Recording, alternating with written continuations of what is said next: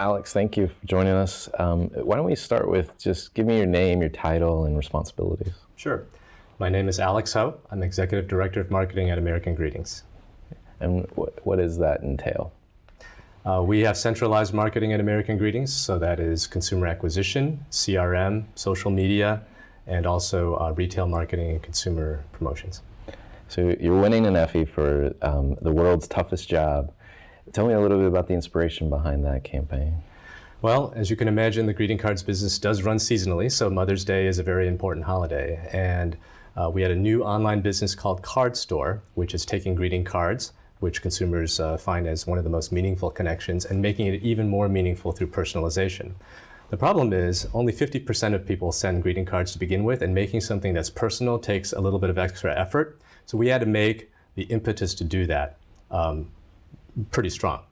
And so even though people love their mothers, even though they know that Mother's Day is a really important holiday, not everyone really understands how important that is. And we wanted to dimensionalize the effort that mom has made, so in return, you would make a similar effort in return to thank her. There's a whole host of decisions that come into play launching a campaign. I'm curious, do you point to any one or two kind of pivotal decisions? In the case of Card Store on Mother's Day, a lot of it was driven by the tactical situation that we were in. We were being outspent by and large by a major competitor. Our budgets were actually less for this Mother's Day than the year before. And so a lot of it was born out of necessity in terms of how do we make the most out of the available dollars? How do we create and use earned and owned media to magnify the message? What was the most challenging aspects of making those, making decisions like that? I think it's the biggest challenge is it's an area that we had not really had a lot of experience in. Our social media team was just formed about a year prior and was just ramping up in terms of capabilities and skill sets. And so we were relying a lot on that to be a significant part of the campaign.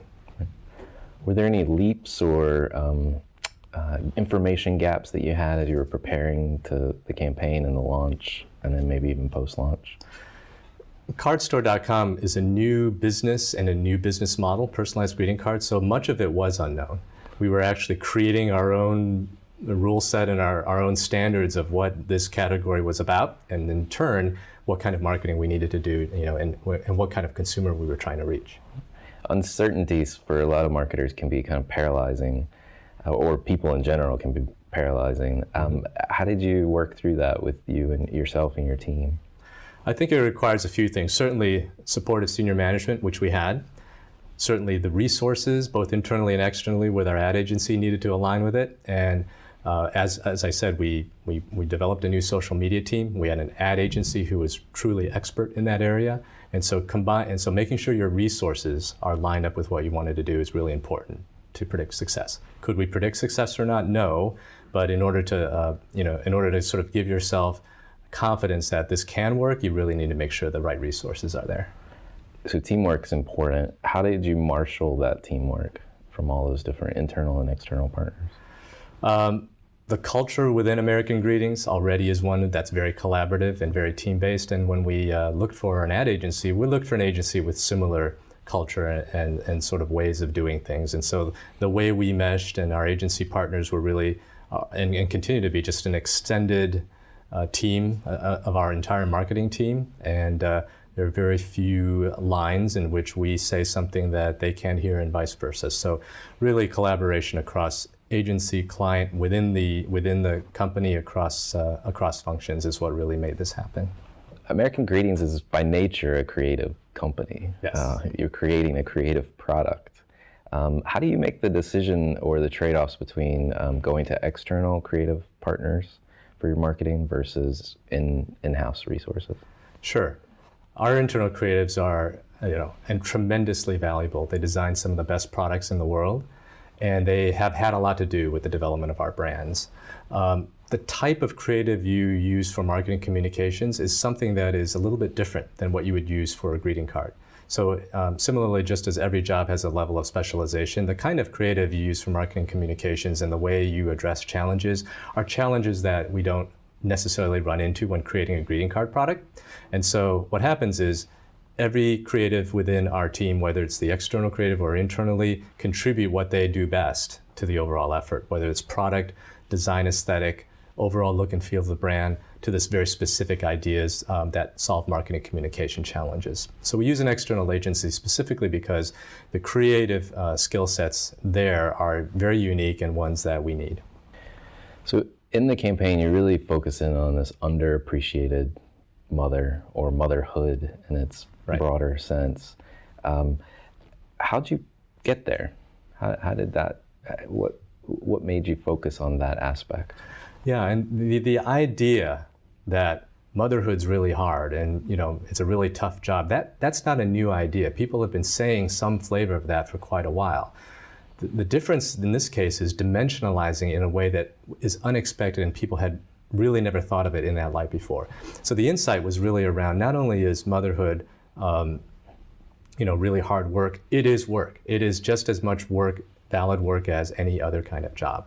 And so by breaking it down and putting it in a new light around the amount of hours you put in, the amount of skill sets you need to have as a generalist, the same way somebody might interview somebody, made it sound like, again, put it in the framework of a real job, which is something no one had ever thought of before. So very accepted idea, new lens to look at it, and it set off a lot of light bulbs and clearly made a lot of people interested.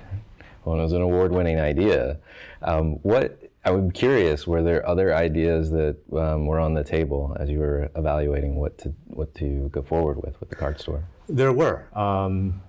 We believe we had 3 concepts on the table, and the other concepts were much more in line with what you might consider sort of greeting card standards in terms of really celebrating mom in a very positive light, and none of the work would I call sort of trite or unimportant. They were all really good ideas, but I think based on our challenge of not having a lot of dollars, new brand, a lot of the factors that sort of indicated you really needed to think creatively to break through. And so the idea that we biased was not as traditional within the category as the other ideas were. But that level of breakthrough we felt was needed, and it was such a strong idea in and of itself that we felt that was the right way to go. So you highlight people that are interviewing for this job. Were they real or actors? Yes, we get asked that question quite a bit. The interviewer was an actor, of course, who's professionally trained, but every single respondent was a real person. They did not know when they were coming in for this video interview what was going to happen or what it was about. How did you go about recruiting them? We recruited using traditional market research companies. They weren't through casting firms because this was really set up as a research study, so to speak, around the job description. And so it, again, wasn't through traditional channels. We also placed wanted ads in many local newspapers that actually had the job listing there. So that was one additional element of visibility. So winning an Effie is really about marketing effectiveness. How would you define what that is? I think marketing effectiveness is really dependent on the specific goals you're trying to have within any campaign. Some of our campaigns are designed towards bottom line conversion, straight and simple. Some of them, like World's Toughest Job, was a little bit more for awareness and for top of funnel approaches in which that would drive bottom of the funnel efforts. And so I think marketing effectiveness is really based on what goals are we trying to set? Are they stretch goals but achievable goals? And how are we doing along those lines? So stepping back from the campaign, let's talk a little bit about Alex. You're successful. What fuels that for you? What fuels success? To me, it's constant change. I love starting things. For much of my career, I was gravitating towards things that really were things that weren't quite well defined. And at American Greetings, again, with this business model of online personalized greeting cards, that's one example in which American Greetings is trying a lot of new things, and that really energizes me. What brands do you follow? I'm curious. A lot of marketers were curious by nature, I think. What do you follow? Very much so. And the brands I follow cross all kinds of categories. Certainly the brands that have already had a solid track record on branding, like Apple. And not only that, I'm just a tech geek, so I follow most of the technology brands, and I find that industry, again, fast-moving and dynamic and changing. For the efforts that we are doing now, we take a lot of inspiration from Dove, for example, in terms of how they've used earned and owned media and in terms of building a brand. And that's the kind of space that we're in. So I also follow brands within consumer products who have gone down a similar path or are doing it right now. So what would you describe as the biggest opportunity for marketing today?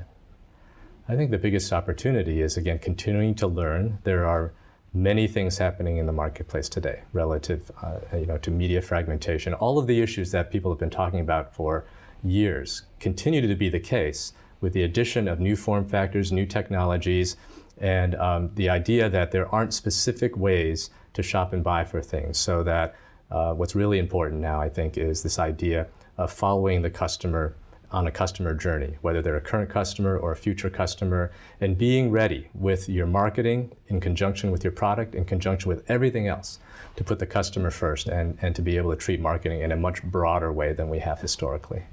As you look at the marketing landscape, are there challenges that you would caution marketers against, or say that we've really got to work through this as a function?